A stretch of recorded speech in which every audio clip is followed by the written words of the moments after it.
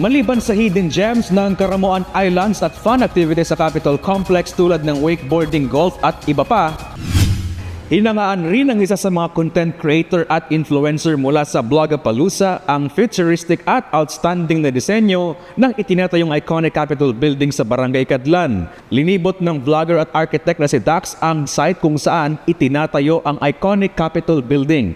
Ani ni Architect Dax, kombinasyon ang iconic Capitol building ng visionary architecture at engineering. Dito yan sa Camsur, papakita ko sa inyo kung gaano kaganda tong building na to.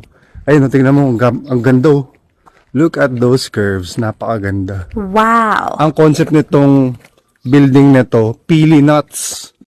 Sa itinatayong Kapitolyo rin, soon to rise ang Global City of the South na layo ni Governor El Rey Villafuerte na Camsur Uptown na first of its kind cultural and creative hub sa buong rehiyon.